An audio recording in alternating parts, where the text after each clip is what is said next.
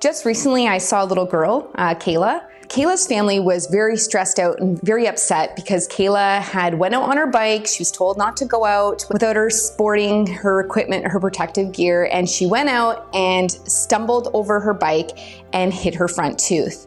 It was actually fractured quite badly. So she attended an office before she came to our office, and they told her, oh, we need to have her have heavy sedation. And this is gonna be extensive work and we don't know how she's going to do, so we're gonna make sure we really, really sedate her. And they hand the mom, this printout of a quote, and it's, thousands of dollars to sedate her and do all this treatment for her. So she found out about us through one of our reviews.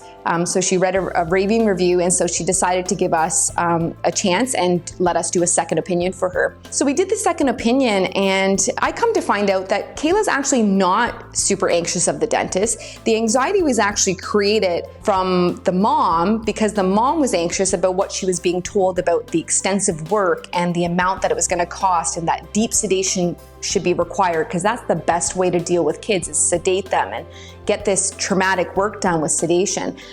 So the kid was hearing all this stuff, and mom's stressed out.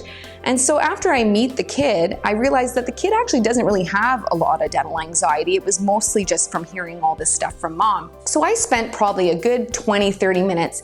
We're talking about life, we're talking about her favorite colors, we're talking about music and TikToks and all this kind of stuff.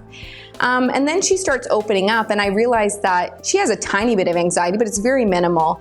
And I'm talking to mom saying, we can actually do this here, and it's not as extensive as you think. It's simply a build-up and a monitor situation. We can make this tooth look real pretty and really good like it did pre-accident, and then we just monitor the tooth and make sure that she doesn't end up with any signs of infection later on.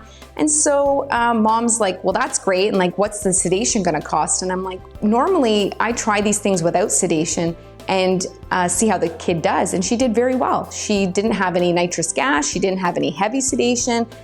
There was nothing. It was just straightforward, a tiny little bit of freezing. And we fixed the tooth and it looks great, and mom's happy. And it also saved mom a lot of money. And it also saved mom a lot of those nights where she was going sleepless, worrying about this extensive work that had to be done, and also worried about the possible risk of the deep sedation as well.